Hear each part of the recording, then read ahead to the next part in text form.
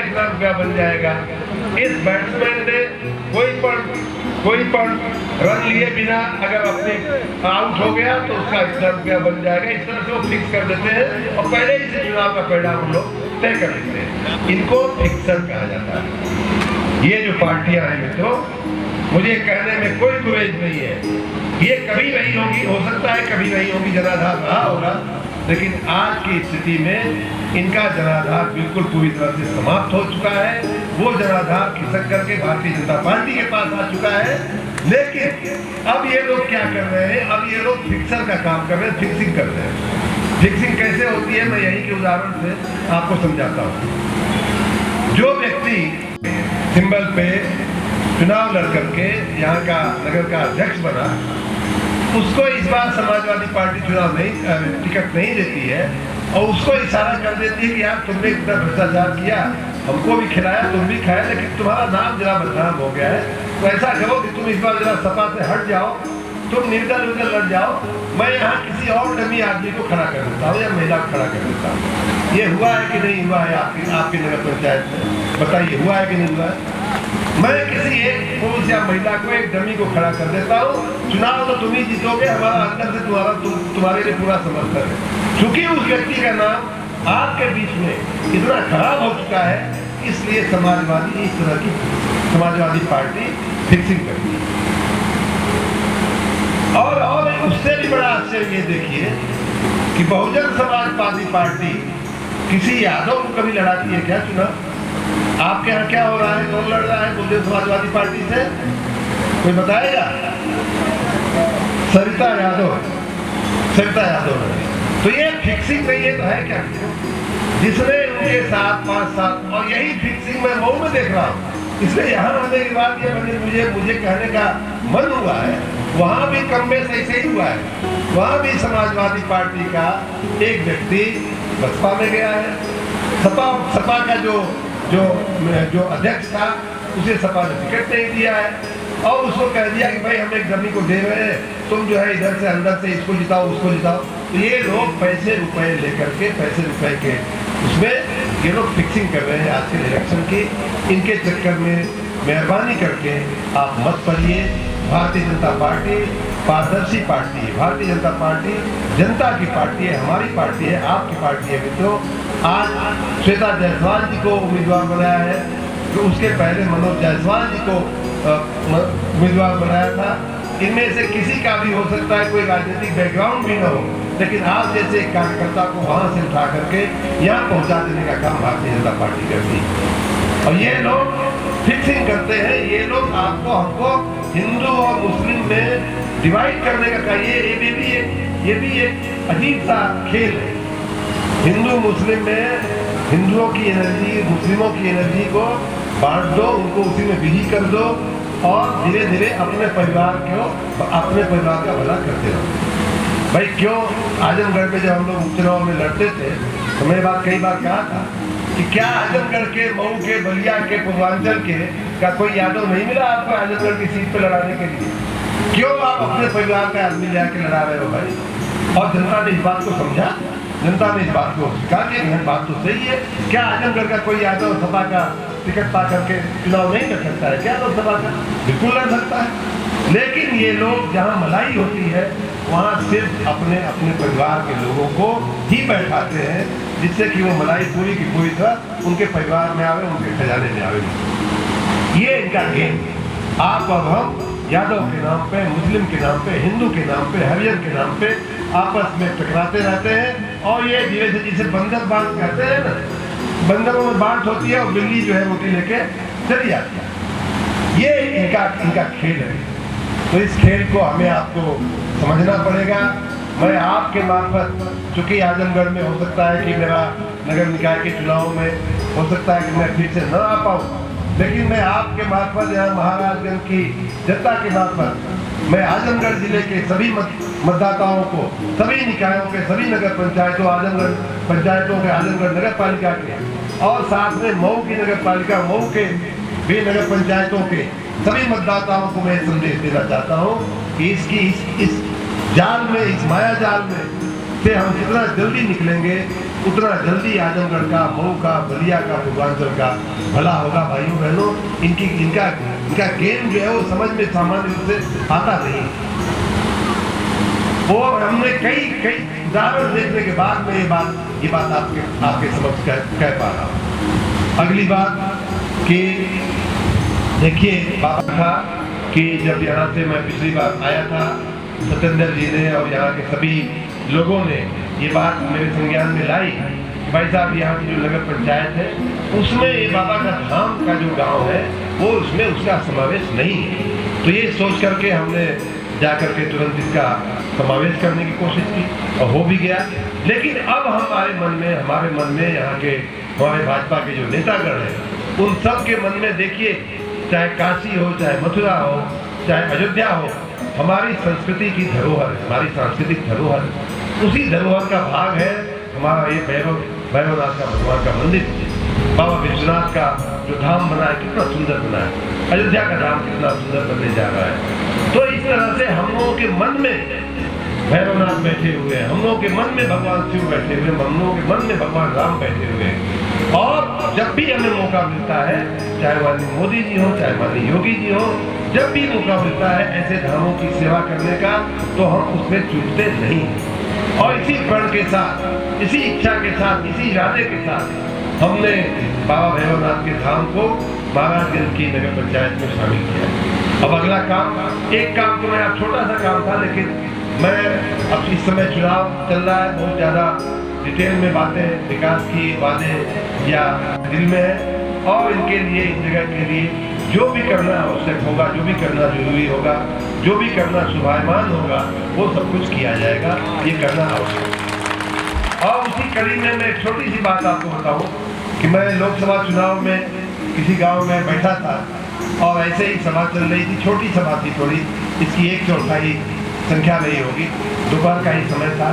पीछे से एक महिला हमारी बात सुनने के बाद बोली, खड़ी हुई, किसी पिछड़े वर्ग के परिवार की महिला थी कि बाबू ये तुम्हार जो बतिया है तो उनको बतिया बहुत अच्छी है, हम तो के वोट भी दिल जाए मोदी जी के, योगी जी के नाम पर, तुम्हारे नाम पर, कमल के। आप बता दीजिएगा कौन सा गाँव है? यही गोरिया बाजार के पास गांव है, मंदिर है, हम लोग पूजा करते हैं वहाँ पर। बहुत लोग पूजा करते हैं, एक मशीन नहीं हमारे पास है तो हम सबको पानी पिला सके।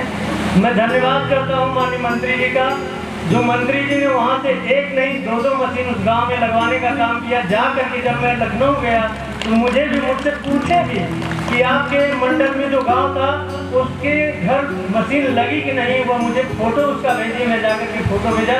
मैं धन्यवाद दे रहा हूँ मंत्री जी को, जो इतना जो है निष्ठा रखते हैं अपने काम के लिए, अपने क्षेत्र के विकास के लिए। बहुत बहुत धन्यवाद।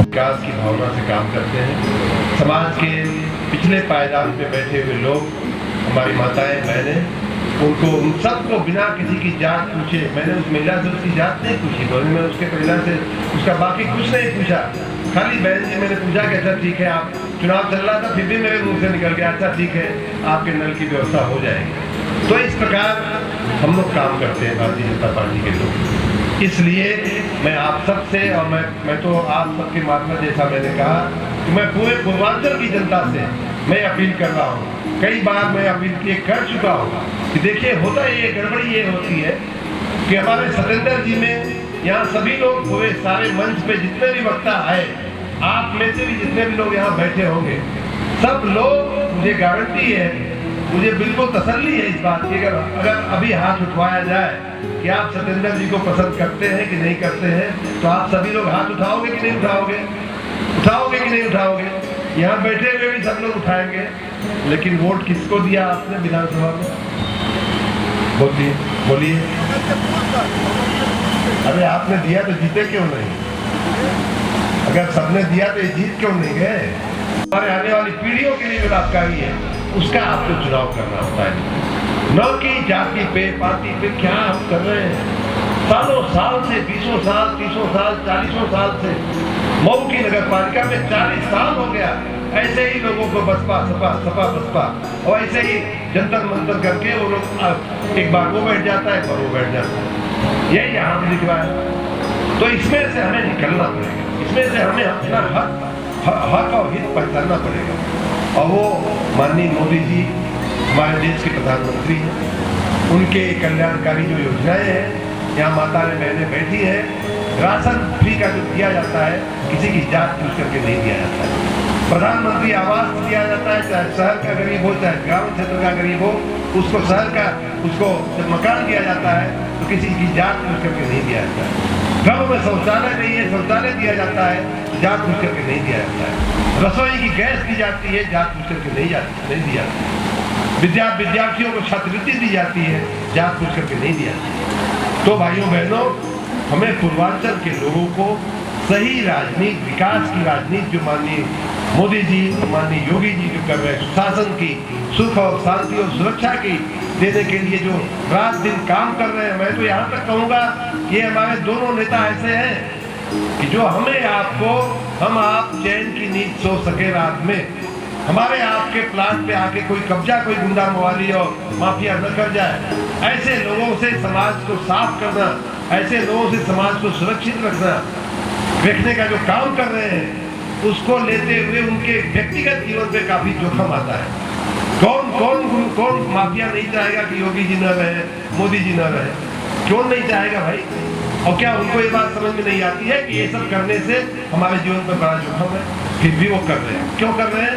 उनको प्रजा का हित, प्रजा का हक जो है, प्रजा की सुरक्षा, प्रजा की तरक्की, बरकत उनको दिखाई देती है कि ये करने से ही हमारी प्रजा सुखी होगी, इसलिए वो करते हैं। माननीय मोदी जी राजनीति में स्वच्छता लाने के लिए, पारदर्शिता लाने के लिए, शुचिता लाने के लिए तमाम राजनीतिक दलों से, तमाम राजनीतिक दल एक तरफ हो गए भ्रष्टाचार के मुद्दे पे। वो क्यों लड़ाई लड़ रहे हैं भाई? इतने बड़े बड़े लोग, पैसा किसी को भी खरीद सकता है, खरीदवा सकता है। वो लोग चाहे तो कुछ भी कर सकते हैं, करवा सकते हैं, फिर भी मोदी जी लड़ रहे हैं। माननीय योगी जी अपराधियों से क्यों लड़ रहे हैं? उनका खुद का किसी ने प्लाट कब्जा नहीं किया है। प्लाट कब्जा अगर हुआ है किसी का तो आपका, हमारा हुआ है, भाइयों और बहनों का हुआ है, सामान्य व्यक्ति का हुआ है। उसके लिए वो लड़ाई लड़ रहे हैं, उसके हक की लड़ाई लड़ रहे हैं। तो ऐसे नेताओं का साथ देना, भारतीय जनता पार्टी जो पवित्र नेताओं की पार्टी है, पवित्र कार्यकर्ताओं की पार्टी है, ऐसे लोगों का साथ देना। देखिए सत्येंद्र जी का बड़प्पन देखिए, हमारे प्रति जो सम्मान है उनके मन में, उनका गला इतना, हृदय इतना गदगद हो गया कि आपके सामने बोल तक नहीं पाया। ऐसे संस्कार है हमारे नेताओं के कि अपने बड़ों के सामने उनका पैर छूते हैं, उनके माँ बाप का अपना पैर छूते हैं, घर से निकलते हैं, भगवान की पूजा करके निकलते हैं कि दिन भर हमसे कोई गलती ना हो जाए, किसी के साथ अन्याय ना हो जाए, किसी का हम दिल न दुखा दें। ये हमारी भावनाएं हैं भाइयों बहनों। और इसलिए मैं चाहूँगा कि मात्र आप ही नहीं श्वेता जायसवाल को विजयी बनाइए, बल्कि श्वेता जायसवाल जैसे जितने भी भारतीय जनता पार्टी के प्रत्याशी, चाहे वो बिलरियागंज हो, चाहे मुबारकपुर हो, चाहे आजमगढ़ हो, चाहे अन्य हमारे जो जिले के निकाय हैं, उन सब जगह आपके जितने भी साथी, रिश्तेदार, जितने भी लोग हों, सबको कहिए कि भारतीय जनता पार्टी को विजयी बनाना ही आजमगढ़ के लोगों के हक में है, उनके हित में है, हमारे हित में भेजिए। और कुछ चीज छलावे में इस बार तुमने यहाँ से टिकट ले लिया, उस बार वहाँ से ले लिया। मऊ में तो ऐसे लोग हैं कि जो एक आदमी सभा में बैठाए हुए थे, एक आदमी बसपा के ऑफिस में बैठाए हुए थे कि जहाँ से जल्दी पर्ची कट जाए पैसा देने की, वहाँ से हम लेकर के चलते और टिकट भर दें। ऐसे लोग, तो ये इन लोगों के चक्कर में न पड़ा जाए। यहाँ देखिए हमारी पार्टी का संस्कार देखिए।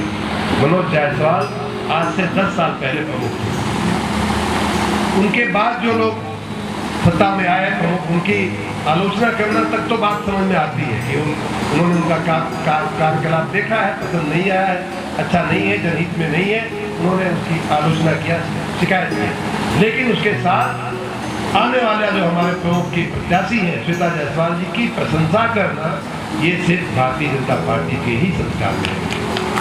नहीं तो कोई भी पूर्व प्रमुख आने वाले किसी भी ऐसे कुर्सी में बैठने वाले व्यक्ति से का कभी प्रशंसा नहीं करता इतने बड़े खुले मन से। ऐसे यादव जी की बात की गई, माननीय आरपीराज जी कह रहे थे, यादव जी ने कहा था कि हमको टिकट मिलेगा मैं मांगूंगा, टिकट मिलेगा तो लड़ूंगा, लेकिन नहीं मिला तो माननीय यादव जी श्वेता जायसवाल जी का समर्थन करते हैं। तो इस प्रकार माता जी को जब कोई मदद करे उनको, वो मिला है मुझे, लोकसभा आपको जिताया, उसके लिए बहुत बहुत धन्यवाद।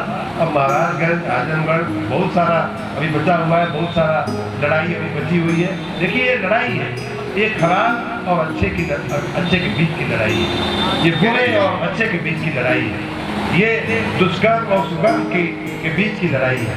इसलिए इस लड़ाई में अच्छे लोगों का, अच्छे कार्य करने वाले लोगों का साथ देना हमारा आपका कर्तव्य है। मित्रों, आप सबने हमें बुला करके मेरा सम्मान किया, मैं यहाँ इतना सुंदर गीत प्रस्तुत किया गया, आप पूरे इलाके ने हमारा सम्मान किया, उसके लिए एक बार फिर मैं आप सबको बहुत बहुत धन्यवाद देता हूँ। हमारे साथ आप बोलेंगे भारत माता की